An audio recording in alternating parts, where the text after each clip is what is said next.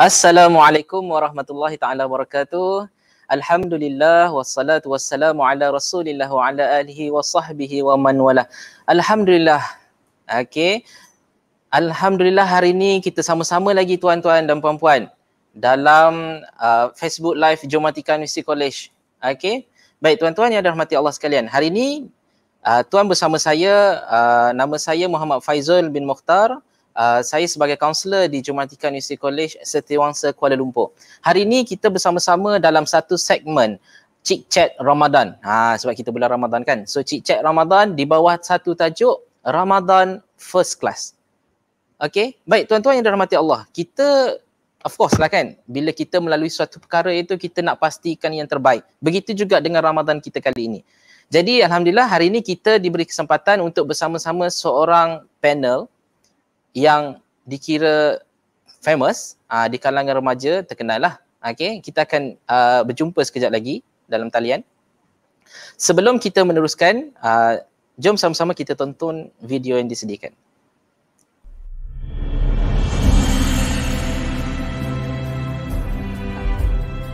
Geomatica was established in 2004 by the name Geomatica College of Technology.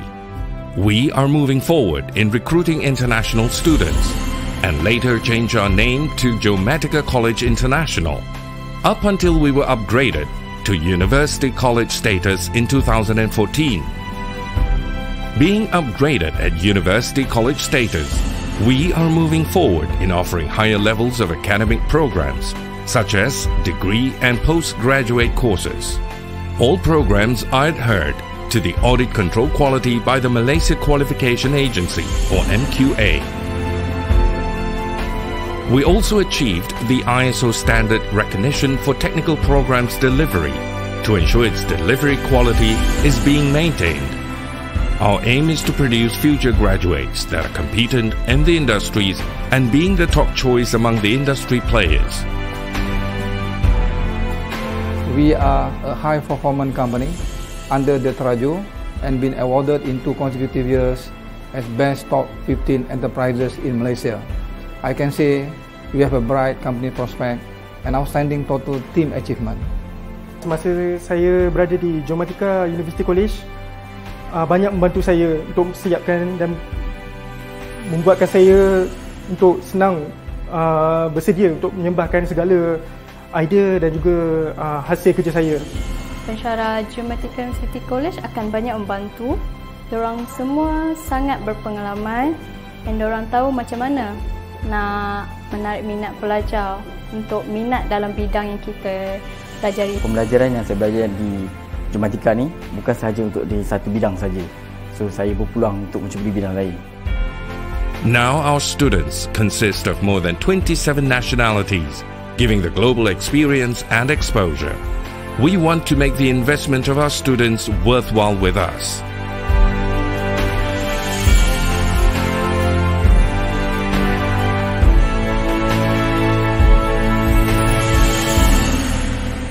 Come and join Geomatica University College for a brighter future.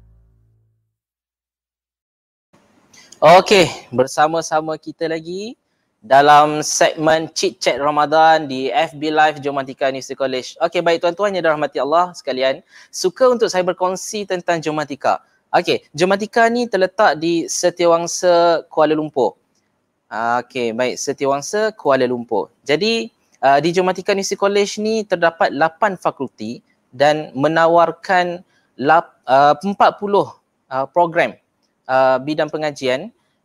Dan di antaranya program yang ditawarkan di Geomatika University College ni kita ada ukur tanah, kita ada real estate, kita ada seni bina, kecantikan dan kesihatan, reka fashion, farmasi, pembantu perubatan, sains kesihatan, sains komputer, kewartawanan dan multimedia dan banyak lagi. Okay, kita pun ada juga business admin dan lain-lain. Jadi untuk maklumat yang lebih lanjut, tuan-tuan dan puan-puan dirahmati Allah boleh melayari kami punya website di www.geomatika.edu.my. Okey. Baik tuan-tuan yang dirahmati Allah, kembali kepada tajuk kita hari ini. Kita alhamdulillah cukup kata apa? terbaiklah untuk kita hari ini. Kita dihadiri dengan panel yang sangat-sangat famous di kalangan remaja, yang saya kira nanti tuan-tuan pun akan rasa wow, tak sabar untuk bersama-sama dengan panel kita. Okey, baik, kita bersama dengan panel kita di talian insya-Allah. Okey, Assalamualaikum. Waalaikumsalam Bro Fairuz. Okey, ini dia ahli panel kita, Bro Fairuz Al-Jengkawi. Famous di Facebook, di IG, YouTube pun ada sekarang ni. Kan. Okey, mungkin Bro boleh kenalkan diri sedikit. Silakan. Bismillahirrahmanirrahim. Assalamualaikum warahmatullahi wabarakatuh. Saya Fairuz, boleh panggil saya Akhi Fairuz Al-Jengkawi. Okay. Berasal daripada Pahang, menetap di Alor Kedah. Sudah berkahwin, 3 orang anak, dan saya punya bidang sekarang ini banyak berkongsi berkaitan dengan isu pendidikan seksualiti yang menjurus kepada how parents to educate their children, dan saya juga telah menghasilkan ebook pada hujung tahun yang lepas berkaitan dengan bagaimana ibu bapa nak educate anak tentang sex education, juga bagaimana ibu bapa nak mendidik anak-anak yang bakal berdepan sama ada cabaran pornografi ataupun sex grooming. Saya juga aktif di media sosial, terutama di Facebook dan Twitter. Instagram ada tapi jarang update. Ya, di Facebook, di page Facebook juga, termasuklah di dalam Twitter. Dan saya mengharapkan para pelajar Geomatika yang hari ini yang menonton ramaikan lagi, sebab saya tengok kat Facebook ni agak sendu ya kehadiran penonton. Mungkin mereka pun tengah tak sempat nak menonton ya. Jadi lebih ramai lagi yang tonton ya, yang tengah tonton rakan-rakan mahasiswa-mahasiswi yang masukkan dalam grup WhatsApp, dan kemudian bagi tahu pada kawan-kawan. Dan kemudian masukkan ke dalam Twitter, ke dalam Instagram ke, mention ke segala bagai, saya akan retweet dan saya akan share kemudian. Okay, thank you very much. InsyaAllah. Okay, terima kasih Akhi Fairuz. Okay, so jadi kepada penonton-penonton, boleh lagi share kepada kawan-kawan supaya kita sama-sama berada dalam satu majlis ilmu hari ini pada bulan Ramadan yang mulia, yang mana saya rasa sangat-sangat penting untuk kita tahu, dan kita perlu ambil untuk daripada perkongsian daripada Akhi Fairuz kita hari ini, insyaAllah. Okay, jadi boleh lagi share, kejut kawan-kawan yang mana tengah buat benda lain ke, boleh kita bersama-sama insyaAllah. Okay, baik. Akhi, cik-cik Ramadan kita hari ni kan, kita dah kalau ikutkan dah hari ke-10, betul tak? Alhamdulillah.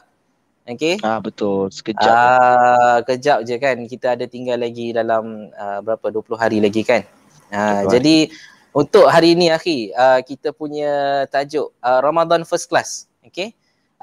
Boleh Akhi kongsikan sedikit macam mana tu takrifan dia, pengertian dia, insyaAllah. Silakan.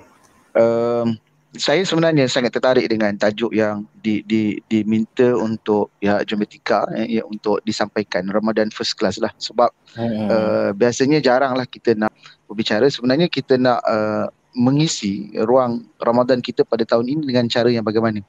Saya tak naklah cerita tentang hukum, cerita tentang hikmah daripada berpuasa, yang la'allakum tattaqun, ya, supaya kamu menjadi hamba Allah yang bertakwa kan. Sebab ia dah banyak kali diulas oleh para ustaz, para ustazah yang ada dalam Malaysia ni, dan kita dah dengar benda ni daripada kita kecil dulu. Jadi bila kita nak sebut tentang Ramadan First Class, maka apa lagi nilai tambah yang kita perlu upgrade bagi setiap tahun.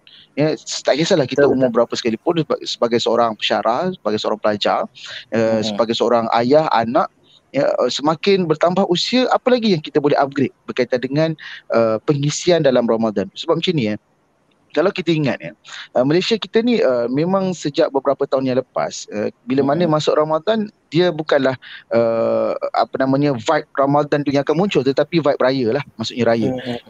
Dengan pergi pasar raya akan keluarnya lagu raya, lepas tu akan ada promosi untuk raya, tetapi untuk sambutan Ramadan tu ada tapi kurang. Namun dalam masa setahun dua ni saya perhatikan mereka-mereka yang ada berkaitan dengan selebriti, mereka-mereka ni yang boleh menghasilkan seni, yang mereka menghasilkan lagu-lagu yang berkaitan dengan Ramadan. Termasuklah lagu Mahizin tentang Ramadan. Ni tahun ni ada Zizi Kirana lagu Ramadan, Ali Sata beberapa tahun yang lepas kan. Ada Intimnya, ada beberapa. Jadi bila ada orang-orang yang terkenal di Malaysia yang mewujudkan vibe Ramadan itu, maka banyaklah masyarakat yang rasa teruja untuk menantikan kehadiran Ramadan. Okay. Dia berbeza kalau sahabat-sahabat dengan umat Islam, terutama yang berada di tanah Arab lah. tanah Arab ataupun mereka yang daripada negara-negara Arab ni yang berhijrah migrate ke Eropah, sambutan Ramadan ni memang dia ibarat hari raya bagi mereka lah, ya. Sebab mereka ni memang sangat menanti-nantikan untuk bersedekah, untuk buat baik, untuk beribadah. Memang kau-kau lah mereka mengisi Ramadan pada tahun berkenaan, ya. Apatah lagi pada 10 malam terakhir. Kalau kita 10 malam terakhir di Malaysia ni, kita faham lah dengan keadaan pandemiknya, dengan keadaan, tapi kalau sebelum tak ada pandemik COVID-19 pun kita faham makin hujung Ramadan makin kurang masjid, ya. Tapi kalau di tanah Arab yang saya sebutkan tadi, ya, makin hujung Ramadan ni 10 malam terakhir lagi ramai orang yang akan datang ke rumah ibadahnya, memang sangat ramai gila, terutama pada malam 27 Ramadan lah yang mereka itikad, bukan itikad, maksudnya mereka memegang, ya, 27 Ramadan tu adalah Lailatul Qadar. Jadi memang lebih ramai lagi yang mengisi ruang ke masjid lah. Cuma kita kat Malaysia ni kita kena back to basic lah, reality. Oleh kerana program ini dianjurkan oleh Geomatica yang melibatkan pelajar-pelajar di college, maka kita tak naklah nak melihat struktur Ramadan ni pada sudut yang besar lah. Tetapi sebagai seorang remaja yang bakal meningkat dewasa, yang akan berkahwin, akan ada anak, apa yang kita perlu tekankan kat situ adalah, ya, apakah Ramadan First Class yang kita nak bangunkan sekarang untuk menjadi bekalan bila kita nak membina kerjaya nanti, bila kita nak berkahwin nanti, bila kita dah ada anak-anak nanti. Ya, sebab itu kalau kita baca berkaitan dengan bulan puasa ni, selain daripada ya ayyuhallazina amanu kutiba alaikumusiyam kama kutiba alal ladzina min qablikum la'allakum tattaqun, bila Allah perintahkan pada orang yang beriman untuk berpuasa seperti mana kaum terdahulu berpuasa sebelum kamu, yang mudah-mudahan kamu bertakwa. Bukan sekadar Allah ceritakan tentang mereka yang berpuasa saja, tetapi kalau kita tengok dalam surah Al-Baqarah ayat yang ke-187, Allah cerita pada pasangan-pasangan yang dah berkahwin. Ya, Allah mention ke situ satu ayat yang agak panjang juga, uhilla lakum lailatus siyam, yang mana saya bacakan terjemahan dia, dihalalkan bagi kamu pada malam hari puasa untuk bersetubuh, ya, bercampur atau have sex lah dengan isteri pasangan kamu. Ya, isteri kamu itu adalah sebagai pakaian kamu dan kamu pula adalah pakaian mereka. Ini adalah term-term yang Al-Quran gunakan. Allah mengetahui bahawa kamu macam menahan diri pada siang hari.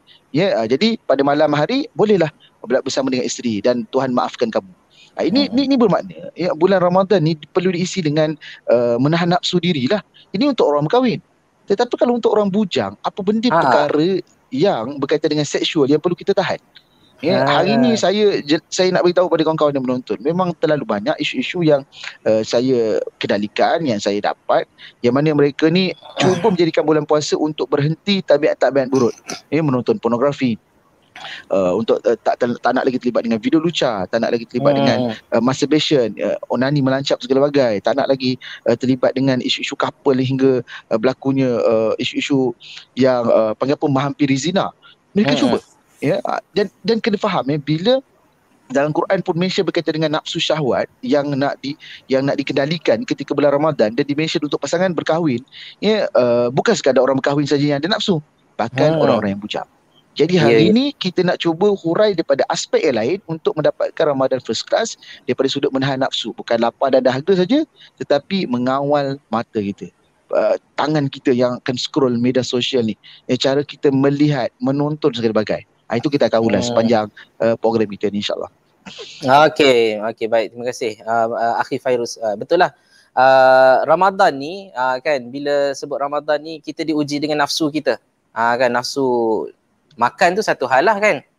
And then nafsu hawa nafsu tu kan, terhadap ialah mata kita, keinginan kita dan sebagainya kan. Jadi Akhi, macam mana cara bulan Ramadan yang mulia ni kan, kita ialah dengan cabaran teknologi sekarang, semua orang boleh akses apa-apa saja yang dia nak di hujung jari. Jadi bertentangan ialah naluri nafsu yang tinggi di bulan Ramadan ni kan. Kita pun manusia, jadi macam mana Akhi untuk kita melawan nafsu, hawa nafsu kita tu di bulan Ramadan ni. Dia memang betul dalam agama bila nak menyebut tentang puasa adalah salah satu cara yang perlu dilakukan oleh lelaki dan perempuan bujang untuk mengawal hawa nafsu. Sebab itu bila mana berkaitan dengan perkahwinan, kalau mereka tak mampu berpuasa. Tetapi bila dicadangkan untuk berpuasa, kenapa perlu puasa? Sebab di situ kita menahan lapar. Nafsu ni dia memang akan tewas bila manusia tu kelaparan. Bila lapar, nafsu nak buat benda pelik-pelik tu makin kurang. Apatah lagi kita lakukan perbuatan yang tak elok tu di bulan Ramadan. Jadi ada rasa malu kat situ lah kalau ada sejenis iman dalam diri. Dan bila mana kita nak sentuh tentang perkara inilah yang perlu kita faham adalah bagaimana kita nak memastikan dengan sesungguhnya Ramadan tu bukanlah seperti mana kita lalui semasa kita kecil dulu. Bila bulan puasa yang kita bulan puasa tu kita fikir nak berbuka, tak tahan, penat, letih, minum air dalam tandas lepas tu kita mula akan rasa macam nak sorok-sorok berbuka lepas tu rasa seronok sangat bila berbuka puasa, minum air bergeleng-geleng sampai tahap kembung perut lepas tu sampai pergi tarawih tak seronok sangat nak moreh. Itu kalau momen-momen tu ada masa kita kecil dulu, alhamdulillah lah. Bukanlah maksudnya kita sorok-sorok buka puasa tu bagus, tak. Tapi at least kita ada pengalaman ketika kecil untuk berlatih berpuasa. Tetapi bila kita dah semakin meningkat remaja, dah semakin dah akil baligh, kita dah melalui situasi umur yang semakin bertambah, maka adakah kita nak jadikan puasa kita setakat itu saja? Adakah nak tahan lapar dan dahaga saja ke? Adakah hanya fikir apa lagi makanan yang aku beli nak kat bazar nanti kan? Sedangkan di situlah ruang untuk beribadah, buat baik, bercakap benda yang baik sangat dituntut. Termasuklah dalam penggunaan media sosial. Bila kita guna media sosial, walaupun kita dapat tahan lapar dan dahaga, tapi kita kadang-kadang tewas untuk mencari bahan-bahan yang tak elok dalam media sosial. Kadang-kadang kita tak cari, kita scroll muncul benda tu. Sebab bukan semua orang iklan-iklan Yes. Sebab itu baru-baru ni kan ada satu isu viral seorang pencetus ummah kan yang menghadiri majlis berbuka puasa wanita-wanita gadis-gadis dan juga golongan transgender kan. Yang mana dalam paparan gambar tu sampai viral lah tentang PU berkenaan. Saya tak nak ulas semua tu. Tetapi yang kita dapat lihat kat situ bagaimana pemakaian mereka ketika mereka sedang berbuka puasa lah. Adakah itu yang kita nak dapatkan dalam Ramadan itu sendiri? Bukankah Ramadan ini sendiri kita menahan lapar dan dahaga sepanjang hari sebab kita tahu kalau kita berbuka puasa Allah lihat apa kita buat. Bukankah Tuhan sentiasa melihat kita? Bukan sekadar masa kita puasa saja, tapi dah berbuka pun Tuhan yang sama melihat engkau berpuasa, dia pun tengok juga engkau masa dah berbuka puasa. Jadi aspek pemakaiannya, percakapan, penulisan kita dalam media sosial, video-video di Netflix apa yang kita tengok, semua tu kita perlu pastikan kita mengawal diri. Bukanlah bermaksud siang aku jaga, aku tak nak tengok benda-benda tak elok. Tapi malam, dah selesai 7 jam, 12 jam berpuasa, malam boleh buat apa-apa. Malam boleh buat apa-apa. Jadi dia tak mencapailah objektif puasa itu sendiri. Sebab puasa ni, walaupun di siang hari, tetapi objektif terbesar kat situ adalah kita nak rasa ihsan. Kita tak berbuka puasa, walaupun kita duduk seorang-seorang dalam bilik. Anda duduk seorang-seorang dalam hostel, tak ada siapa pun. Mana ada siapa nampak engkau minum? Tak ada. Pergi tandas nak siap mandi ke kat rumah sewa ke, mana ada siapa nampak kita nak berbuka puasa? Tak ada. Betul. Tapi kenapa kita tak nak buka puasa? Sebab kita dilatih daripada kecil dan kita tahu kalau kita berbuka ni Tuhan melihat. Malaikat nampak apa yang kita buat. Tapi 12 jam kita boleh train. Tuhan tengok aku buat nanti kantor kan. Takkanlah aku nak macam ni, Allah tahu kot. Tapi kenapa malam bila dah berbuka puasa kita tak boleh rasa yang Tuhan melihat apa yang kita buat. Untuk penggunaan media sosial, saya nak ingatkan pada rakan-rakan memang dunia hari ini memang sangat mencabar bila mana kita hampir terkeliru apa yang baik, apa yang tidak dalam media sosial. Dia bercampur. Hal yang baik pun ada di situ, hal yang tak elok pun ada di situ. Jadi kita nak salahkan tentang media sosial pun agak sukar sebab dia adalah platform, dia adalah medium untuk bersosial. Dan kita kena faham, kita as a human adalah manusia yang perlu bersosial. Perlu bercampur dengan orang, perlu bersembang. Dan hari ni untuk bersosial tu lebih mudah sebab ada media sosial. Ya, betul. Tetapi jangan sekali-kali menjadikan platform berkenaan ruang kita untuk jadi lebih teruk lagi, ruang kita untuk sampai kita fokus ke arah media sosial hingga kita terlupa untuk membanyakkan bacaan Al-Quran, untuk beribadah pada bulan yang mulia ini. Jadi soal tentang media sosial salah guna tu dia depends pada individu tu sendiri. Bukan salah media sosial, bukan salah TikTok, bukan salah YouTube, bukan salah Netflix, sebab mereka ni platform yang dibangunkan sama ada untuk entertainment, untuk bersosial. Tetapi yang menggunakannya adalah kita. Dan mereka pun buat bukanlah untuk nak letakkan ini adalah Muslim friendly kan. Tak ada maknanya. Yang mereka buat tu adalah untuk keuntungan, untuk kewangan mereka lah, dana-dana daripada penghasilan media sosial. Jadi kita pengguna lah yang perlu menjadi bijak lah. So bulan Ramadan adalah yang patut kita mulakan supaya kita terhalang daripada benda-benda ni. Nanti saya ulas lagi lah tentang ni. Banyak lagi sebenarnya. Okey, menarik akhi. Alhamdulillah. Jadi suka saya nak petik kata-kata daripada akhi tadi yang berkaitan dengan puasa ni, kalau boleh kita kena faham berkaitan dengan Ramadan ni, kita kena fully maknanya 24 jam tu ataupun dalam 30 hari tu kita kena sentiasa sedar tentang kita kena kawal setiap apa yang kita lakukan. Betul tak akhi?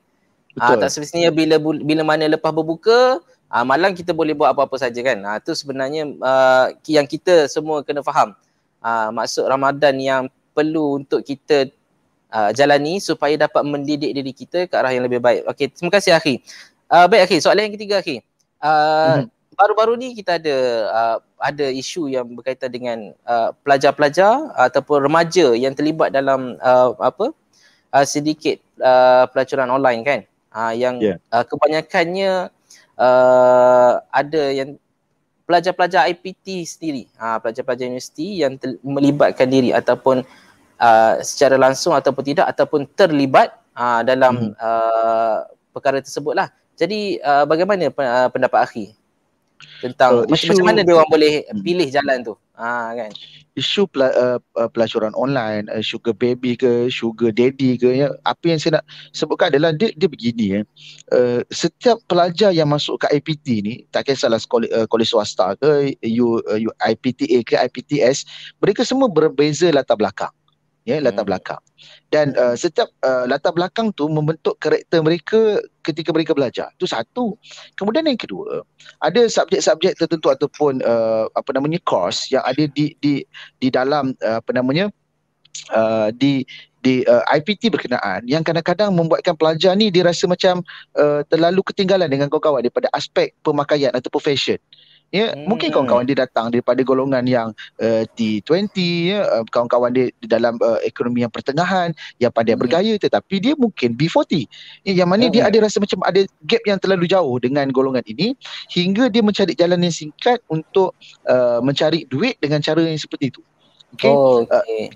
Sebenarnya benda ni dia sangat subjektif. Kalau kita meletakkan totally kesalahan kepada individu berkenaan, perbuatan itu salah. Memang salah lah, memang dosa, memang haram lah. Tetapi sebagai seorang individu, kita perlu fahami kenapa dia terlibat ke arah itu. Sama juga kalau kita nak bercerita tentang transgender, pondan-pondan yang mana dia melacurkan diri, melacurkan walaupun bulan puasa. Saya tak tahulah ada tak mereka bulan puasa mereka tak terlibat kan, sebab masih bulan Ramadan. Saya tak pasti. Tapi saya nak beritahu adalah, kalau bila kita nak cerita tentang dia prostitute ke, dia melibatkan trans ke, bagaimana mereka ni nak berubah, nak berhijrah menjadi lebih baik kalau sekiranya di luar tu tidak ada orang yang faham kenapa mereka jadi begitu. Katakanlah mereka nak berubah. Ini saya cerita tentang trans untuk pelajar-pelajar yang terlibat dalam pelacuran. Kemudian katakanlah mereka nak berubah. Kalau mereka nak bekerja, siapa yang nak ambil mereka bekerja? Dengan keadaan lembut seperti itu, dalam keadaan orang tahu yang dia ni adalah seorang pelacur di lorong-lorong, siapa yang nak ambil kerja? Mungkin dia nanti akan jadi mangsa sexual harassment, dia mungkin nanti akan jadi dipulaukan, dimalukan. Jadi mereka tak nampak jalan keluar untuk keluar daripada jalan berkenaan. Sama juga dengan mereka-mereka yang terlibat dengan isu pelacuran online ini. Berkaitan dengan pelacuran online melibatkan mahasiswa tak adalah mahasiswi kan. Dia sebenarnya isu yang lama lah. Cuma baru-baru ini saja dia tular disebabkan pembangun aplikasi apps berkenaan lah, menunjukkan data-data pelajar daripada IPT mana yang banyak mendaftar, ya, menjadi ahli bagi untuk menawarkan khidmat apa namanya, untuk dating, untuk apa namanya, seks seperti itu. Okey, jadi yang saya nak sebutkan adalah kadang-kadang faktor keluarga, faktor tekanan ekonomi yang membuatkan mereka ke arah itu. Ya, maka ada juga yang memang lifestyle mereka yang seperti itu. Dia rasa seks ni adalah satu benda yang best, satu benda yang enjoy, dan mereka rasa kenapa kita nak kalut-kalut kalau ada consent. Dan dalam isu consent ni ada persetujuan buat hubungan seksual ni lah yang kadang-kadang menjadi apa namanya, racun bagi golongan muda pada hari ini. Mereka rasa kalau mereka 18 tahun ke atas, mereka ada persetujuan consent dengan pasangan. Dia 18 tahun lah, buat IPT ke, dia couple ke tak couple ke, kau setuju tak? Aku setuju tak? Rasa okey, tak ada masalah. Maka mereka rasa mereka boleh buat seks. Then they use kondom, mereka buatlah macam mana apa namanya, supaya mereka tak pregnant, sampai tahap seperti itu. Ya, dan ini adalah satu benda yang sangat menakutkan. Consent, ya, dia hanya consent ini wujud bila mereka sudah ada ikatan perkahwinan saja. Ya, tapi kalau sekiranya mereka masih lagi memegang consent, persetujuan, ya, siapa yang boleh bagi jaminan daripada konsen tu tak akan berlaku pencabulan, tak akan berlaku isu rogol di kemudiannya. Ya, hal seperti ini yang perlu difahami dengan jelas dan tuntas oleh para remaja, mahasiswa, mahasiswi kita. Okey, dan kita tak dapat nafikan pengaruh rakan sebaya. Pengaruh rakan sebaya ni bukan sekadar di IPT, daripada sekolah lagi. Pengaruh rakan sebaya yang nampak apa namanya. Hari ni kita kena faham, media sosial akan membuatkan seseorang tu akan mengejar untuk menunjukkan sisi yang hebat, yang baik, yang cantik dalam hidup mereka. IG story, gambar yang cantik, video yang cantik. Maka untuk mendapatkan kecantikan itu, selain daripada guna filter, mereka juga memerlukan, ya, guna wang ringgit. Ya, pakaian OOTD hari ni baju apa, pakaian apa. Tengok kawan-kawan dia yang satu batch, kawan-kawan dia satu course, nampak hebat. Mereka berbeza keluarga mereka. Tapi bagi mereka yang ni, kita kena sedar diri kita. Jangan sampai tahap walaupun kita tahu kita tak berkemampuan, tapi kita nak juga nak menunjukkan yang kita ni mampu, kita ni berada, kita boleh beli pakaian mahal, ya, dan sebagainya. Jadi sedikit lagi saya nak ulas berkaitan dengan keluarga yang kadang-kadang menganggap ini adalah benda-benda yang biasa. Ya, sebenarnya kalau dari segi zaman muda, kalau kita dah terlibat dengan isu-isu yang melibatkan seksual, have sex, zina, segala bagai ni, walaupun you tak mengandung ke apa, tetapi dia akan jadi satu kekesalan yang besar bila you dah berumah tangga, dah berkahwin satu hari nanti. Kalau nak berkahwin lah, ya, sebab kita mula rasa benda tu tak sepatutnya kita buat, ya. Dan bila dah ada zuriat, ada anak, nanti kita akan khawatir, adakah anak kita akan buat benda yang sama juga nanti. Itu satu benda yang kita perlu faham lah. Jadi di peringkat IPT, sentiasa, terutama unit kaunseling, ya, bahagian psikologis di IPT perlu sentiasa menerima mana-mana pelajar sekalipun yang terlibat dengan pelacuran ke, pelajar yang gay ke, pelajar yang terlibat dengan lesbian ke, pelajar yang ketagih pornografi ke. Sebab hari ni betul, cikgu sekolah, kaunselor sekolah pun macam-macam isu berkaitan dengan salah laku seksual dalam kalangan pelajar. Dulu mungkin isu buli, isu apa namanya, ponting sekolah, masalah disiplin, tapi hari ni isu yang melibatkan masalah seksual ni ada banyak sangat. Jadi sebagai seorang kaunselor kena menerima mereka seadanya sebagai seorang, ya, yang perlu dibantu dan dirawat. Sebab saya nak beritahu, ya, banyak pelajar yang hari ini mereka apa namanya, dah ketagih dengan seks, ketagih dengan pornografi, mereka tak tahu nak rujuk siapa. Tak tahu nak rujuk siapa. Mereka tak tahu mereka boleh rujuk dengan kaunselor. Ya, rujuk dengan kaunselor kalau mereka dah ada ketagihan dengan hubungan seksual, dengan ada masalah isu-isu berkaitan dengan fetish ke, isu-isu berkaitan dengan sexual disorder, mereka tak nampak psikiatris akan membantu mereka. Ya, sebab mereka rasa itu adalah benda yang memalukan. Sebab mereka buat, mereka nak confess pada orang lain tentang diri mereka. Dia rasa macam benda itu memalukan.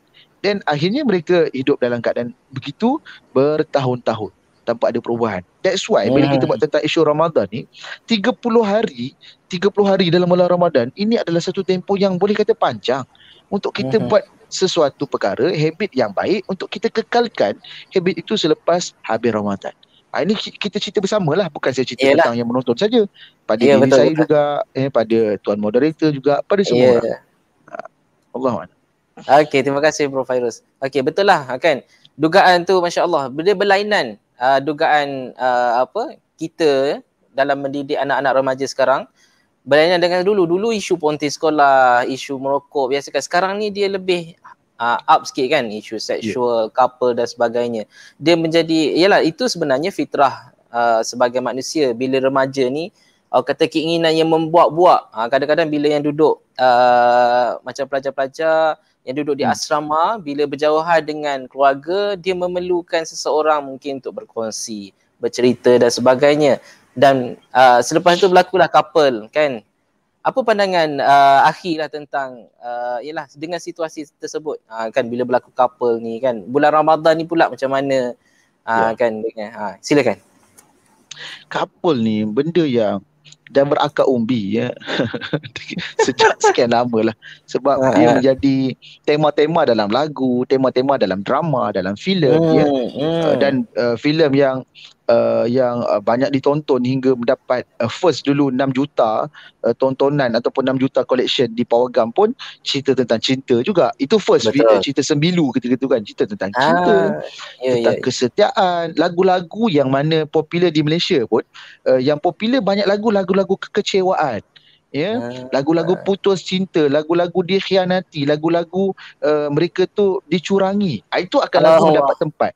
Sebab dalam pasaran lagu-lagu ataupun drama-drama macam ni memang akan dapat tempat. That's why kita tak boleh ubah mentaliti ni. Kita nak arahkan produser, pengarah untuk buat cerita-cerita yang lagi bagus. Tapi masalahnya demand dalam masyarakat tu ada.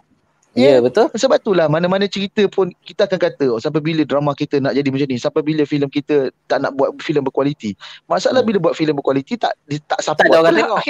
Tak ada orang tengok. Dia isunya adalah sebab benda ni dia dah jadi satu budaya dalam masyarakat. Isu couple yang ada dalam lagu, dalam drama, dalam filem. Tambah-tambah hari ini bila ada media sosial, nak tunjukkan yang dia tu couple yang terhangat, terpaling couple kat Malaysia kan.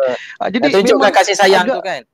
Nak tunjuk kasih sayang. Jadi dia dah menjadi satu benda yang orang rasa pelik kalau dia masuk IPT dia tak couple. Orang rasa pelik kalau dia masuk sekolah menengah dia tak couple, orang rasa macam pelik. Sebab hari ni banyak yang menjadikan isu couple ni ataupun perkataan couple, hubungan ni sebagai satu benda yang menghalalkan maksiat tu berlaku. Sebab kita kena ingat bila couple ni mereka dia tak akan boleh jadi seperti orang yang dah berkahwin. Sebab bila dah berkahwin ni dia segala apa hubungan tu berdasarkan emosi ke, spiritual ke, batin ke, segala bagai mereka dah boleh lakukan. Tetapi untuk yang couple ni sejauh mana hubungan tu boleh kau layari? Adakah sekadar bertegur sapa, nak ambil peduli antara satu sama lain, ataupun akan lebih ke arah itu?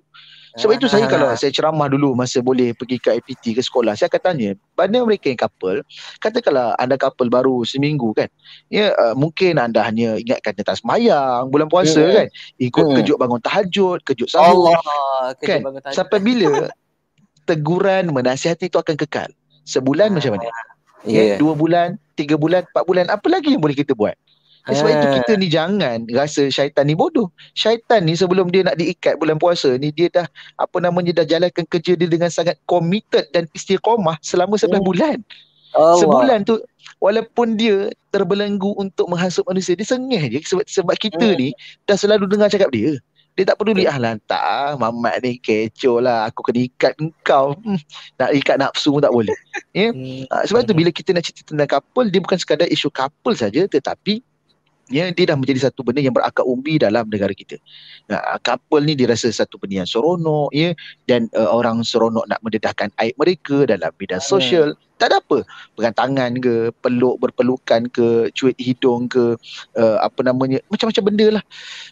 Jadi bagaimana kita nak menyelesaikan isu couple ni? Dia tak boleh selain daripada program-program yang boleh dianjurkan, say no to zina ke segala bagai. Maka yang kita boleh buat adalah untuk individu sendiri, untuk sedar the big why kenapa you sama belajar kat IPT. Perlu faham objektif kehidupan ini supaya kita nampak yang lebih besar. Masa tu dah kita nampak tanggungjawab kita lebih banyak berbanding kita nak fokus pada couple. Kalau kita nampak tanggungjawab kita untuk adik-beradik kita kat rumah, untuk mak bapak kita untuk belajar, kita ni buat semua ni untuk dapat pekerjaan yang baik, untuk cari duit nanti, untuk aku fikir nanti aku nak beli rumah masuk umur ni, aku nak kahwin nanti, nak didik anak, aku jadi seorang muslim yang baik, aku nak kawal diri aku, nak didik untuk aku belajar memasak. Kita nampak kita punya big why, kehidupan kita seperti itu, maka hal-hal pecisan macam ni kita akan ketepikan. Walaupun memang fitrah manusia untuk tertarik dengan lain jantina, tetapi benda tu perlu dikawal. Dan bila dikawal pada masa muda ni, that's why dalam kalau kita as a Muslim, di akhirat nanti antara golongan yang terlindung di bawah arasy nanti adalah lelaki yang dia ni dia ada orang nak goda dia. Ya, seorang wanita yang cantik, yang kaya, goda dia untuk buat zina, tetapi dia tolak sebab dia takutkan Allah. Maka di akhirat nanti dia terlindung di bawah arasy Allah. Dia di saat panas yang membahang, ketakutan, menggigil segala bagai, tenggelam dalam peluh kita sendiri, tetapi mereka dilindungi. Sebab itulah di akhirat nanti para lelaki yang mengawal nafsunya akan diberikan bidadari, akan diberikan gadis-gadis muda. Walaupun kita kata kenapa Tuhan nak bagi benda-benda macam ni pada lelaki dalam syurga, kenapa perempuan tak ada? Dengar dulu. Sebab ketika di dunia, lelaki-lelaki ni masa mudanya mereka mengawal diri ke arah itu. Mereka tak terlibat dengan zina, mereka tak couple, mereka cuba tahan diri, cuba tahan kemaluan dia, cuba tahan daripada tengok video lucah, cuba tahan tengok terlibat dengan masturbation, melancap segala bagai. Maka sesuailah dengan ganjaran mereka dapat di akhirat nanti. Begitu juga dengan wanita-wanita yang menjaga diri mereka. Ada ganjaran yang terbaik yang Tuhan akan bagi pada mereka nanti. Putus tak? Sebab tadi tiba-tiba macam ada orang Okey, dah balik. So apa yang saya nak sebutkan adalah itu satu benda yang kita perlu nampak dan jelas tentang hal seperti ini, ya. Couple, ya, dia adalah satu ruang-ruang untuk mendekati zina itu sendiri, ya.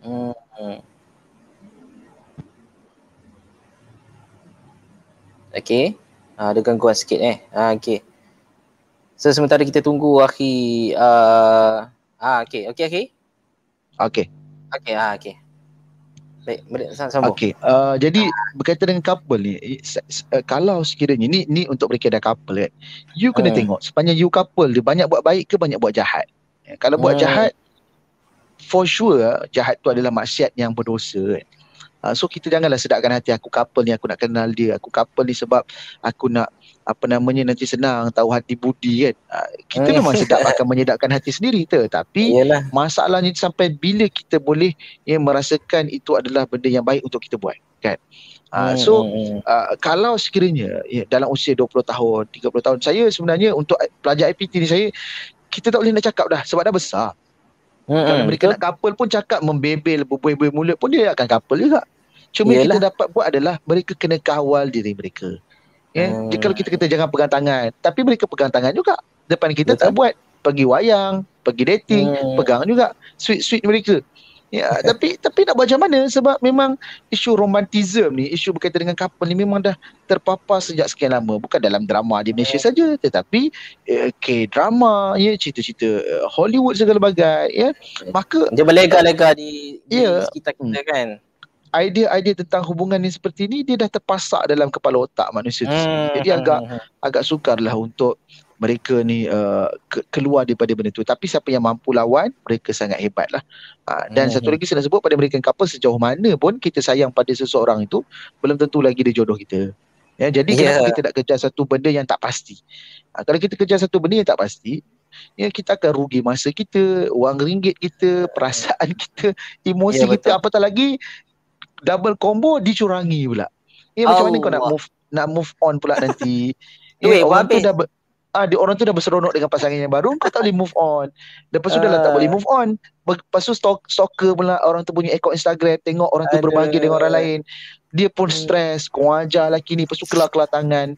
Rugi, kita merosakkan diri kita, stres demi seseorang yang dah tinggalkan kita.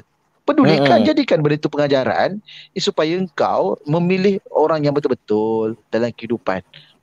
Sebab kalau couples, you dah ada keseriusan untuk berkahwin, maka jangan sisihkan hubungan itu dengan melakukan maksiat. Betul. Perlu tunjukkan keseriusan tu dengan cara mencari duit. plan untuk selepas habis belajar macam mana, pekerjaan macam mana, rumahnya macam mana. Sebab hari ni semua perlu duit. Rumahnya bila ada anak macam mana, family planning macam mana, bagaimana kita nak tackle hati keluarga pasangan, macam mana yang perempuan nak tackle hati keluarga pasangan yang lelaki. Benda tu besar. Tapi kalau couple ni dia ada ruang lingkup lelaki dan perempuan, mereka berdua je. Mereka tak fikir pun yang lain-lain tu. That's why kalau serius, go ahead. Tapi kena sungguh-sungguh untuk pastikan benda tu jadi halal lah. Takkan sampai bila kau nak buat macam tu? 2 tahun, 3 tahun, 4 tahun. Ya, duk stres. Orang ni dengki, rasa macam dicurangi, rasa macam tak seronok dengan orang tu, rasa macam dia ni main kayu tiga. Memanglah dia tidak ada ikatan dengan pasangan dia lagi. Ya, tu yang saya nak beritahu pada mereka menonton. Panjang pula cerita tentang couple ni. Ya. Yalah. Sebab dia isu yang sangat-sangat ketara lah sekarang kan, remaja-remaja yang bila mana masuk di asrama, tak ada orang dia nak rujuk, lepas tu dia carilah pasangan kan. So itulah. Asrama ni selain daripada isu couple ni, isu hubungan sama jenis ni pun banyak lah. Tu yang agak banyak benda lah yang kita boleh ulas lah tentang isu Ramadan ni kan. Sebab kita nak benda ni dia berlaku sebelum ini, tetapi dia macam didiamkan, disorokkan. Macam masing-masing kalau ada dia tahu kawan dia buat benda macam tu, lantak korang kan. Dia macam bukanlah bersubahat, tapi dia macam tak nak masuk campur kan. Jadi yang mana dah terlibat ni, bila dah jadi senior dia buat pula pada junior. So itulah kitaran yang tak selesai, yang akan jadi masalah lah. Okay, suka untuk kita pun nak tahu kan, sebab dia dah menjadi satu dah terjadi benda tu kan, keinginan naluri benda tu nak berkapal, hubungan sama jenis dan apa-apalah LGBT dan sebagainya. Macam mana bila naluri tersebut wujud, macam mana nak kontrol, ataupun kita nak salurkan kepada mana, atau macam mana kita nak kawal benda tu kepada supaya kita tak terus hanyut lah. Macam mana, apa pandangan untuk yang couple sampai tahap dah berzina ni kan, yang dah terlanjur dan mungkin sampai tahap dah pregnant, dah pernah buang anak, dah sampai tahap berzina berkali-kali, guna kondom segala bagai. Bagaimana kita nak membantu mereka ni adalah satu benda, perlu ada kesedaran dalam diri mereka. Ya. Siapa yang ada Facebook, cuba tonton video-video Tuan Syed Azmi. Syed Azmi adalah merupakan seorang aktivis kanak-kanak yang banyak membantu kanak-kanak, remaja, mahasiswa, mahasiswi di Malaysia. Sangat banyak cerita. Setiap hari akan ada mereka yang ada masalah akan call dia dan dia akan tunjukkan bagaimana nak consult. Ya, macam mana nak bantu mereka ni, anak ketagihan dengan PON, macam mana nak bantu anak. Saya ni contoh isu semalam ya, dah terlibat dengan zina, lepas tu hamil luar nikah, dah berkahwin pula dengan pasangan dia. Dia cerita macam mana nak bantu diri orang tu. So boleh belajar banyak perkara dengan Tuan Syed Azmi kat Facebook. Ya. Dan apa lagi yang saya nak sebutkan adalah ya, bila kita nak, apa tadi soalan tadi? Aduh dah saya cerita tentang SB saya dah lupa dah tentang benda tu. Bila keinginan tu nak bantu mereka tu kan. Nak bantu mereka, yes. Ataupun mereka tu nak rujuk siapa. Satu benda untuk mereka dah terjebak. Pertamanya, dia tak akan pergi mana kalau mereka tak sedia untuk dibantu. Ya. Satu, yang kedua, dia tak akan boleh dibantu kalau sekiranya mereka rasa mereka okey dengan benda tu. Contoh dia couple, dia rasa dia okey je. Dia terlibat dengan seks, dia rasa dia okey je. Dia terlibat dengan gay, dia rasa dia okey je. Kan? Dia dah terlibat dengan lesbian, dia rasa dia okey je. Macam ni macam mana nak bantu? Tetapi kalau sekiranya daripada sudut hati dia yang dalam, dia rasa dia perlu dibantu, dia rasa diri dia tu tertekan dengan situasi kehidupan dia sekarang, maka dia boleh rujuk kepada individu yang dia percaya yang ada etika lah. Bukanlah individu yang nak ambil kesempatan pada dia. Katakanlah dia seorang pelajar di sekolah. Ini kemudian dia rujuk pada seseorang yang kawan dia juga. Akhirnya kawan dia viralkan pada orang lain. Itu tidak ada etika yang betul. Ya, jadi caranya kalau pelajar IPT, rujuklah kaunselor anda. Ya, saya tak pasti tuan kaunselor sahabat saya Sis Zarifah yang jadi kaunselor di Geomatika, ada tak pelajar-pelajar yang ada masalah ni rujuk kita? Kalau mereka rujuk, berani tak mereka cerita detail apa yang dah berlaku? Adakah mereka akan cerita surface saja? Tapi kalau mereka tak ada kesedaran, mereka tak rasa mereka perlu dibantu, tu yang susah. Sebab kadang-kadang bila mereka ni dah ketagih dengan seks, rupa-rupanya bila kita selidiki, rupa-rupanya masih kecil dulu pernah kena cabul, rupanya kecil-kecil dulu ada ahli keluarga yang ajar dia tengok video lucah, dan sekarang dia ketagih ke arah itu. Jadi bagaimana kita nak bantu kalau kita tak tahu apa turning point yang membuatkan dia berubah sampai tahap ke arah itu. So kena tahu pada awal. Tapi bagaimana nak cerita kalau mereka pun tak bersedia nak berkongsi apa yang berlaku. Okey, itu satu perkara lah. Dan kemudian kalau mereka ni dah sampai tahap sebenarnya apa juga ketagihan yang melibatkan seksual ke, pornografi ke, ketagihan sama jenis ke, ya, dia bukan sekadar isu human right yang diperjuangkan nak jadikan legal, tak. Tetapi yang kita kena faham adalah bila dah melibatkan isu ketagihan, dia dah berkaitan dengan psikologi. Dan bila melibatkan psikologi, dia bukan kaunselor saja yang perlu handle, tetapi psikologis dan juga psikiatris. Cuma itu yang saya nak sebutkan. Bila kita nak sebutkan di Malaysia ni, bila melibatkan isu-isu macam ni, mereka yang terjebak dalam isu ni, mereka tak tahu nak rujuk siapa. Nak rujuk ustaz, ya. Ada segelintir ustaz tu yang akan nerakakan mereka. Bukan semua tu disebut segelintir, ya. Kalau mereka nak rujuk pada individu yang macam dia rujuk saya pun bukan pakar pun. Ya, bila mereka dah ada masalah yang teruk, saya akan bagi cadangan sedikit saja. Tetapi kalau untuk dibantu, you kena rujuk kaunselor. Dan saya akan bagi link Google senarai kaunselor berdaftar di Malaysia. Ada beribu-ribu kat dalam tu. Ya, mereka boleh rujuk siapa yang mereka rasa sesuai.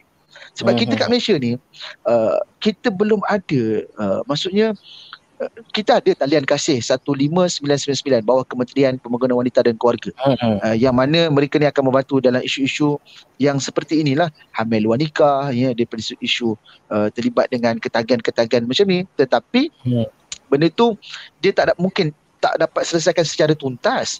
Ya, kita kurang untuk mendapat siapa pakar-pakar kaunselor yang ada di Malaysia yang handle kes yang specialist isu yang ini saja. Siapa sekretaris yang yang membantu para pelajar, remaja, orang dah berkahwin yang ketagih dengan video lucah ataupun ketagih dengan melancap. Siapa mereka? Sebab saya selalu ditanya, saya ni dah ketagih macam ni, saya kata kena rujuk macam ni. Tapi dia akan tanya saya, siapakah, boleh tak bro bagi cadangan pada saya, siapa yang saya perlu rujuk? Susah saya nak cakap. Sebab hari ni berkaitan dengan isu mental health. Kalau mereka ada masalah depression, anxiety, ada ADHD, ada bipolar disorder, kita boleh sebut psikiatris. Tetapi kalau mereka ada masalah sexual disorder, ketagih porn, ketagih onani, masturbation segala bagai, ketagih dengan sama jantina, mereka nak dirujuk kepada siapa? Ini satu benda yang agak susah nak diselesaikan. Jadi benda ni dia dalam proses yang panjang lah. Kita sama-sama fikirlah benda ni. Ya. InsyaAllah. Saya pun agak sukar nak mencadangkan. Cuma kalau anda pelajar APT, rujuklah kaunselor yang ada di tempat anda. Walaupun tak dapat selesaikan masalah, tapi yang penting ada orang faham situasi masalah anda dan mereka bersedia untuk mendengar. Itu yang kadang-kadang mereka ni, kadang-kadang banyak orang yang terlibat dengan benda ni, dia rasa stres, dia rasa bersalah, dia rasa malu, dia rasa diri dia macam dah kotor, dia rasa diri dia dah jijik. Tapi dia rasa lebih jijik lagi kalau perasaan tu dia rasa diri dia seorang. Bagaimana dia nak atasi benda tu? Dia perlu berkongsi, meluahkan kepada individu yang dipercaya. Kaunselor. Ya. Okey. Baik akhi. Ya, betul. Saya setuju dengan akhi tu. Bila mana kita merujuk kepada orang yang sepatutnya, maka benda tu akan secure lah kan. Dan tidak kata penyelesaiannya insya-Allah dapat, dan mungkin adalah sedikit sebanyak tu boleh membantu untuk mengurangkan isu yang belenggu dalam dirinya kan, insya-Allah akhi. Jadi seterusnya akhi, yalah bila mana kita remaja ni kan, kita pun tak boleh nak salahkan dia juga, betul tak? Betul. 100%. Jadi pada pandangan akhi, macam mana kata pattern didikan ibu bapa zaman sekarang ni? Kan kalau kita tengok ada certain ibu bapa yang terlalu sporting dengan anak-anak, kan kalau kat rumah contohnya aurat tak terjaga dengan anak-anak, dan itulah macam mana pandangan akhi tentang didikan anak-anak zaman sekarang ni terhadap didikan ibu bapa terhadap anak-anak pada zaman sekarang ni. Silakan. Kita sekarang ni kita banyak lost parenting lah, terutama daripada ibu bapa. Sekejap. Seminit. Okey. Okey. Sambil-sambil tu akhi, kita menunggu akhi. Okey. Saya kira kepada remaja-remaja ataupun tak kisahlah siapa-siapa kan, kita ada wujud talian kasih yang disediakan oleh Kementerian Pembangunan Wanita bawah Lembaga Kaunselor Malaysia 15999. Jadi siapa-siapa sahaja yang ada isu yang belenggu dalam diri masing-masing, kan, ataupun tak tahu siapa nak share dekat siapa, nak cerita kat siapa, boleh call nombor tersebut, talian kasih 15999. Okey, dan kalau di pelajar-pelajar IPT ataupun sekolah-sekolah yang kalau takut nak call tak kenal, boleh rujuk kepada kaunselor-kaunselor yang ada di tempat anda. Okey, baik. Sambung balik. Tadi berkaitan Silakan, dengan ibu bapa yang mendedahkan tu, maksudnya macam mana? Yalah, maksudnya tu salah satu contoh. Kan, contohnya pemakaian ibu bapa ketika dalam rumah ke, kan. Dia menunjukkan contoh. Tu contoh dia. Ada yang lain-lain yang macam-macam jenis didikan, kan. Dia macam ni, kita bila nak kahwin, kita pergi kursus pra-perkahwinan, kan. Tapi bila kita nak jadi mak bapak, ada tak kita membaca, pergi seminar-seminar untuk jadi mak bapak, kan. Ini satu benda yang sangat penting. Bila kita nak berkahwin ni, kita baca macam-macam tentang artikel-artikel tentang perkahwinan, tentang tempat berbulan madu, ya, hotel-hotel yang best-best, ya. Semata-mata nak inilah untuk memastikan perjalanan perkahwinan tu dengan pasangan seronok. Tetapi bila kita dah nak ada anak tu, sejauh mana kita bersedia untuk jadi mak bapak? Sebab hari ni memang satu isu yang besar lah berkaitan dengan ibu bapa yang lost parenting ni. Mereka hanya mengikuti corak keibu-bapaan mak bapak mereka kepada mereka dahululah. Dan akhirnya herdikan, makian, pukulan, rotan menjadi cara didikan yang mereka rasa paling berkesan untuk anak-anak lah. Sedangkan zaman dah berubah lah. Kalau bukan sekadar berkaitan dengan psikologi, daripada hadis Nabi pun, Nabi dah sebutkan, pada siapa yang tidak mengasihi kanak-kanak, maka mereka tidak akan dikasihi, kan. Itu satu benda, isu yang besar lah. Bila kita nak cerita tentang ibu bapa yang berpakaian seksi kat rumah, ya, sebenarnya ini saya nak kupas berkaitan dengan pendidikan seksualiti, ya. Bila sebut tentang pendidikan seksualiti, sekali lagi saya ulang, jangan hanya anggap ia hanya tentang seks saja, tak. Tetapi daripada segi pemakaian, daripada segi adab-adab, nak minta izin masuk dalam bilik anak, nak macam mana nak minta izin masuk bilik mak bapak dia, mak bapak macam mana nak minta izin masuk bilik anak dia yang dah akhir balik, macam mana toilet training nak masuk dalam tandas macam mana, nak pakai pakaian kat mana, asingkan tempat tidur anak yang dah akhir balik, laki dan perempuan. Ini semua adalah sex education, pendidikan seksualiti dalam rumah. Bila ibu bapa kat rumah pun dia tak menjaga pakaian dan tak menunjukkan contoh, dia akan membuatkan anak-anak ni dia rasa macam terbiasa dengan hal-hal yang macam tu lah. Dia walaupun kita dengan anak kita ni ada aurat yang boleh anak tengok, macam contoh ayah lelaki, anak pun boleh tengok, dia pusat bapak dia sendiri, kan. Tetapi bahagian aurat yang berat tu, bahagian penis zakar tu, tak perlulah nak ditunjukkan, apatah lagi nak berseluar dalam, berboxer saja kat rumah. Begitu juga dengan mak, takkanlah nak kat rumah tu nak pakai spender dengan bra macam tu saja, kan. Jadi daripada segi pemakaian pun, parents kena jaga benda ni supaya anak-anak ni tidak dikotorkan pemikiran mereka daripada kecil, ya. Sebab kita kena faham dalam isu pengasingan perintah Tuhan berkaitan dengan jangan tidur satu katil yang satu selimut. Di sini pun ditekan berkaitan dengan aurat, takut terlihat aurat mereka, ya. Begitu juga dengan anak-anak yang belum akhir balik, kena minta izin masuk bilik mak bapak tengah hari, lepas waktu isyak, sebelum subuh, ya, supaya bila minta izin, sebab ketika ini mak bapak banyak yang tak pakaian dia proper, yang tak menutup aurat sangat, kan. Jadi cerita tentang aurat lagi. Begitu juga dengan pengasingan tempat tidur anak lelaki, anak perempuan. Kenapa diasingkan? Salah satu tempat privasi untuk bersiap dan tak nak nampak aurat mereka. Nampak tak? Banyak yang berkaitan dengan dalam rumah ni, Tuhan banyak sebut tentang aurat di sini, aurat. Tapi kita kadang-kadang kita tak rasa benda ni, sebab kita penekanan tu tak ditekankan sangat tentang benda ni. That's why kat rumah abang bila panas pakai boxer je, kan. Adik pula pakai seluar pendek segala bagai. Saya sebenarnya seluar pendek ke apa okey lah, tapi jangan sampai tahap itu je lah pakaian seharian yang ada kat rumah, kan. Kena parents selain pada aurat, kena educate anak juga tentang isu-isu malu je lah. Ya, begitulah yang saya boleh sebutkan. Yelah akhi, ibu bapa tu sendiri, kita sebagai ibu bapa, kan, saya pun dah kahwin, kita sebagai ibu bapa ni kita kena faham, kan, macam mana kena pergilah kelas-kelas kursus-kursus yang perlu, selain daripada benda-benda yang berkaitan dengan kita, macam mana kita nak didik anak-anak kita, kan, dengan perasaan malu terhadap aurat-aurat yang didedahkan, benda-benda yang tak boleh, ini boleh, sebab di rumah tu lebih banyak kata apa, learning process yang perlu dipelajari oleh anak-anak yang perlu dititik beratkan oleh ibu bapa, betul tak Akhi? Ya, betul. Kan? Jadi insyaAllah jadi buat apa anak-anak, sebab benda tu satu benda yang penting kan. Sebab ada satu soalan lagi Akhi yang bermain di fikiran saya lah kan. Bila mana benda-benda ni macam terjadi kan, ibu bapa kadang-kadang dia tak sedar dan dia pun menyalahkan guru di sekolah pula ataupun di tempat dia anak dia belajar, kenapa anak dia menjadi sedemikian rupa. Apa pandangan Akhi tentang isu ni? Sekali lagi soalannya. Dia bila mana anak-anak yang berkelakuan agak negatif lah kan. Bila dia ibu bapa tengok anak-anak berkelakuan sedemikian, so ibu bapa ni menyalahkan guru kenapa tak didik anak dia elok-elok. Wajarkah? Apa pandangan Akhi? Itu satu benda yang betul lah, sebab anak-anak ni dia belajar daripada apa yang dia tengok mak bapak dia lah, ya, bukan apa yang mak bapak dia cakap kan. Bukan mak bapak dia suruh buat tu dia akan buat, tak, tapi dia akan tengok mak bapak aku buat tak. Jangan main handphone masa tengah makan, mak bapak dia buat tak kan.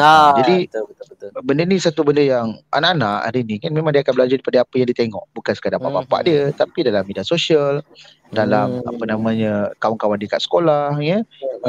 Cikgu-cikgu pun sangat mempengaruhi cara bercakap dan tindakan anak-anak lah. Sebab cikgu ni adalah influencer yang besar pada jiwa budak-budak kat sekolah lah. That's why kalau budak dapat satu benda daripada cikgu kat sekolah, balik rumah dia akan kata cikgu cakap macam ni, cikgu cakap macam ni. Dan dia sangat percaya pada guru-guru mereka lah. So guru ke ibu bapa ke perlu menjadi individu yang dipercayai oleh anak-anak dan kena mendidik sama-sama lah. Tunjukkan contoh yang baik. Kalau anak tak tahu, ajar mereka. Bukan sekadar isu cara nak mengembah bilik ke segala bagai, termasuklah isu sexuality ni juga.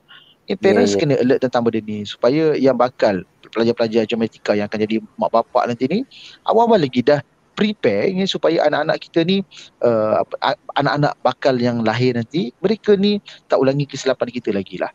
Begitu yang saya boleh sebutkan. Mungkin yang terakhir sikit-sikit kita boleh tengok soalan-soalan yang kat Facebook. Banyak soalan. Banyak tu soalan tu. Sekejap kita tengok kejap. Soalan penonton yang pertama ni daripada Nazatul Najwa Yusof. Apa pandangan Bro Fairuz tentang budaya couple tadi? Okay, yang ni Bro dah ceritakan tadi kan? Okay, kita tengok yang lain. Bro, ni menarik. Kahwin awal ni bagus ke? Untuk yelah nak mengelakkan zina kan? Bagus kalau sekiranya you dah prepare. You dah prepare apa yang nak dibangunkan dalam rumah tangga. Kalau kahwin sekadar nak mengelakkan zina, jadi selebihnya bagaimana? Isi rumah, rumah sewa, bil elektrik, toleransi dengan pasangan, penjagaan emosi pasangan, macam-macam benda lah. Jadi akhirnya saya takut you kahwin muda sebab nak mengelak zina ni, akhirnya end up berakhir dengan perceraian.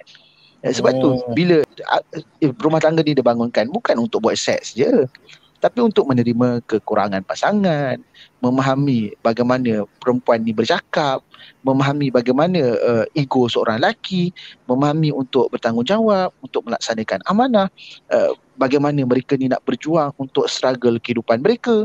Dia jangan hanya nampak perkahwinan kahwin muda sebab nak menghalalkan seks tu sendiri. Jadi dia tak tepat lah. Nanti dia akan menjadi masalah pada di kemudian hari. Tapi kalau you nak kahwin awal juga dan you dah prepare apa yang saya sebutkan, go ahead, silakan. Okay. Maknanya bukan sekadar seks saja yang difikirkan untuk menghalalkan pada haram, tapi kita kena fikir dari segi emosi kan, ekonomi, untuk bermulanya rumah tangga sehingga ke akhirnya insya-Allah. Okey, terima kasih. Itu soalan daripada Adri Bahrain. Terima kasih Akhi. So untuk soalan seterusnya kita tengok daripada Syahidah Al-Adrus. Baru-baru ni tular mengenai kanak-kanak yang berumur 9 tahun membunuh diri. Adakah terlalu terdedah kepada media sosial yang merupakan punca untuk bunuh diri ataupun yang macam mana Akhi? Susah saya nak jawab tentang isu suicide ni sebab kita kena faham bila zaman dah berubah, persekitaran, silibus yang berat di sekolah ibu bapa yang tidak berperanan, idea-idea bunuh diri yang mereka tengok dalam cerita, dalam media sosial membuatkan mereka ke arah itu. Ya. Sebab isu bunuh diri dan melibatkan kanak-kanak di Malaysia bukan isu baru. Ada yang stres, ada yang sedih tak dapat straight A masa UPSR, ada yang bunuh diri. Ada yang isu yang seperti ni, ada yang bunuh diri. Sebab isu bunuh diri adalah isu yang sensitif. That's why kalau melibatkan psikiatris ke apa, mereka tak bagi untuk detailkan cara bagaimana kanak-kanak ataupun individu itu bunuh diri. Sebab dia akan mewujudkan trigger kepada individu yang ada idea, yang ada suicidal thoughts, yang dah ada fikir nak bunuh diri. Jadi dia nampak ini cara aku nak bunuh diri nanti. Sebab tu bila nak cerita tentang bunuh diri, kita perlu berhati-hati. Jadi kalau kita nak nak beritahu, punca utama susah nak cakap. Kadang-kadang sebab faktor keluarga dia, membanding-bandingkan, bukan kurang kasih sayang, tapi kasih sayang tu ibu bapa hanya nampak pemberian harta benda saja, menidakkan sudut emosi pada anak-anak. Anak-anak mungkin mengadu sesuatu perkara, tetapi parents kata budak tu lembek, budak ni manja sangat, mengada-ngada. Mungkin kat sekolah kena bully, dimalukan, diejek oleh cikgu dia ke, oleh kawan-kawan dia ke, ada macam-macam faktor. Ditambah pula dia ni mungkin seorang perfectionist, yang nak semuanya perfect pembelajaran, tapi tiba-tiba ada satu subjek yang dia tak dapat perform daripada apa yang dia inginkan. Dia stres dan kemudian bunuh diri. Jadi banyak faktor lah. Kalau saya nak ambil faktor-faktor yang utama pun susah, sebab dia pelbagai background latar belakang, dan saya pun tak nak mengulas tentang isu bunuh diri ni panjang sangat lah. Tapi yang saya nak beritahu adalah idea-idea untuk bunuh diri pada kanak-kanak ni bukan, kita jangan kata dia adalah isu yang terpinggir, terpencil, sebab benda-benda macam ni memang wujud dalam kalangan. Saya pernah tahun 2019 tak silap saya dijemput untuk ke udara dalam TV Al Hijrah. Tajuk dia bunuh diri lah, dalam analisis bersama dengan Finas Yunus lah.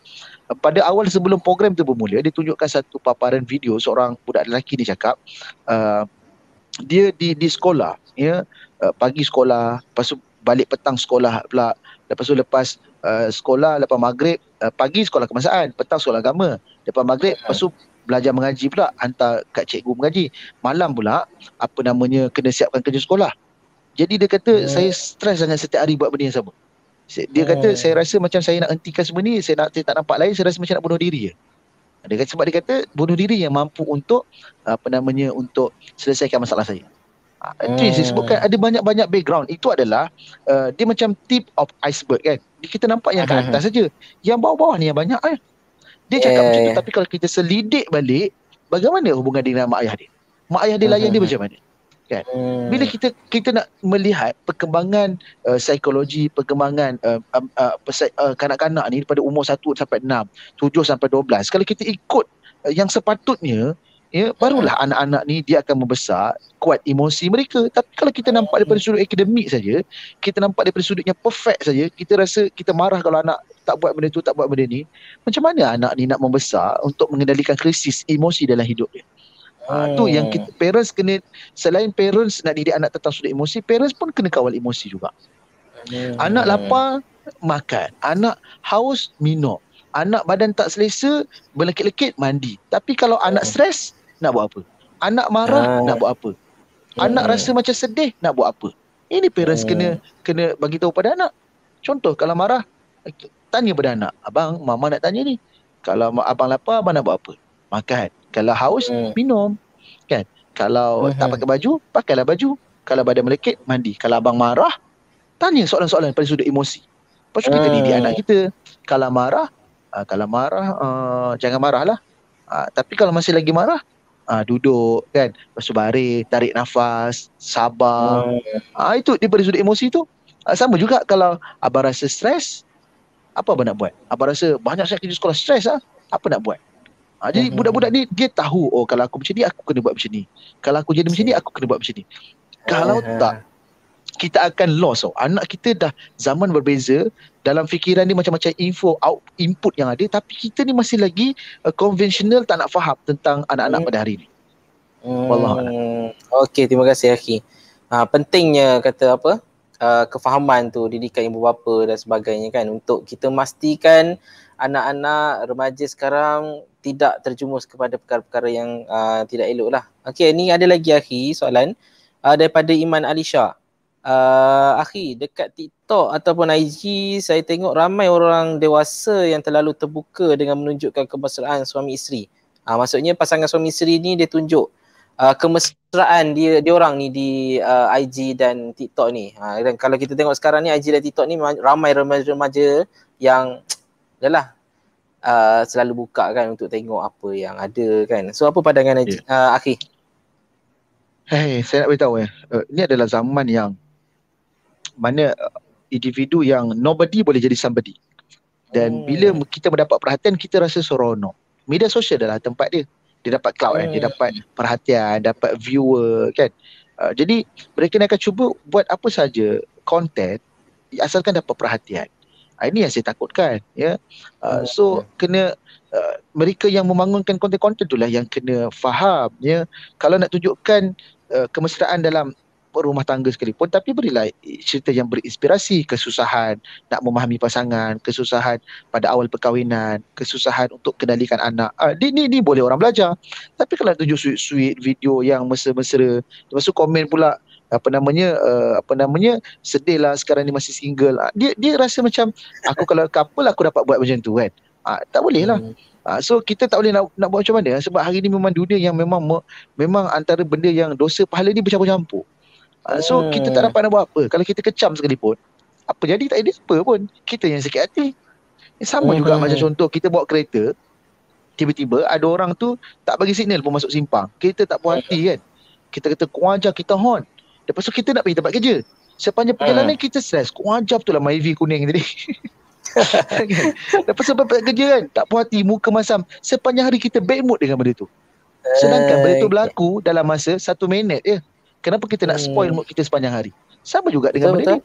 Kalau kat dalam media sosial ada benda macam ni, kita tak puas hati, kita nak membawang benda ni, sia-sia. Kita ada kehidupan kita sendiri. Ya.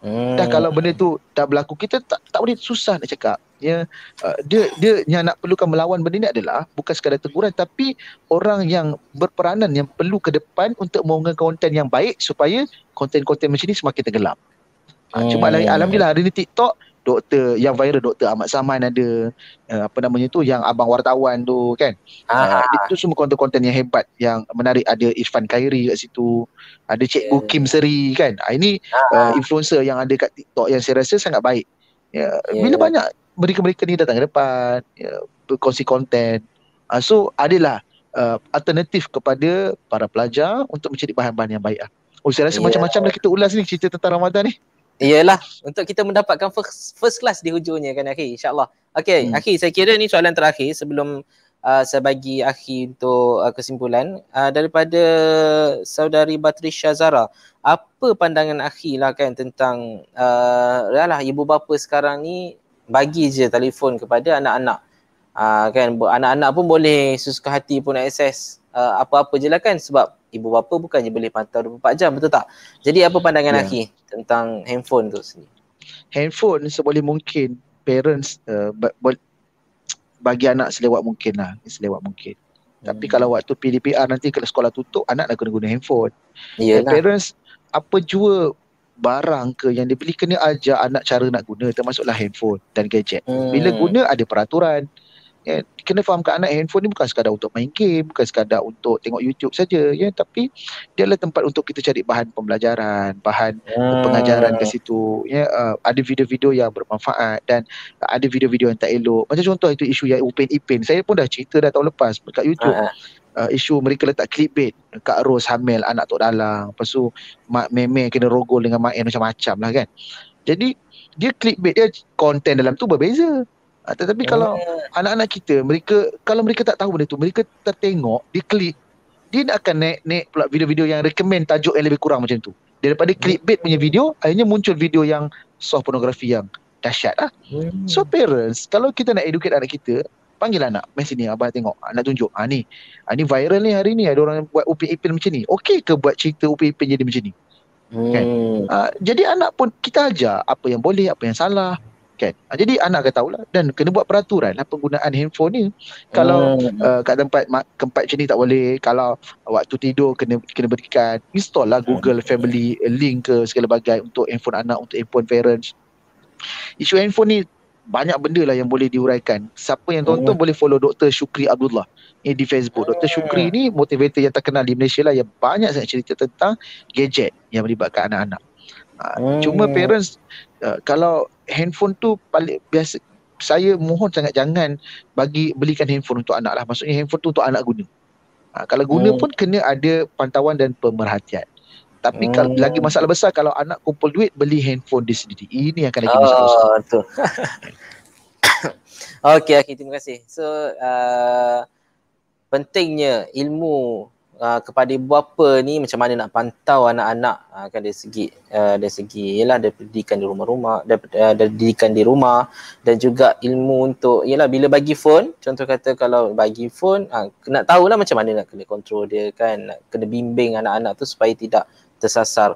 Okey Akhi, sebelum kita akhiri kita punya segmen hari ni, sedikit kesimpulan daripada Akhi, insya-Allah silakan. Untuk kita mencapai Ramadan first class ni.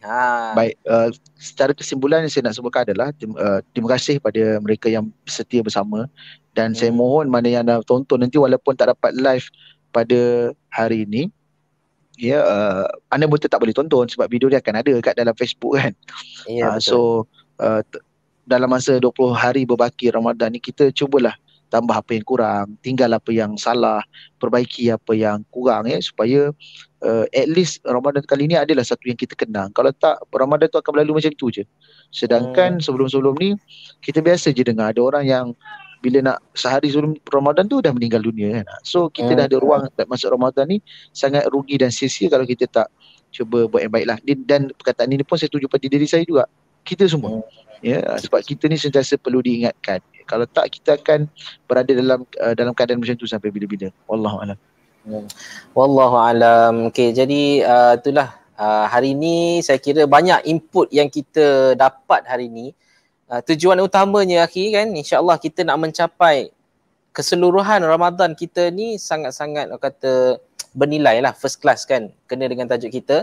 So daripada awal lagi kita sentuh tentang sexuality, hawa nafsu, didikan ibu bapa dan macam-macam lah kan. So apa-apa lagi benda-benda ni sangat-sangat penting untuk kita sama-sama alert, dan kita kena check lah supaya di akhir ni, di bulan Ramadan yang mulia ni kan Akhi, insyaAllah bila lah habis bulan Ramadan ni kita boleh maintain kita punya aktiviti supaya tak terjerumus ke arah yang tidak elok lah, insyaAllah. Jadi kami di Jumatika University College Setiawangsa Kuala Lumpur ni sangat-sangat nak mengucapkan terima kasih lah kepada Akhi Fairuz hari ini sanggup kata meluangkan masa bersama-sama untuk berkongsi banyak sangat yang saya sendiri boleh ambil iktibar, dan juga saya yakin para penonton sendiri pun insya-Allah sama-sama kita boleh meningkatkan lagi ketakwaan kita pada Allah Subhanahu Wa Taala, insya-Allah.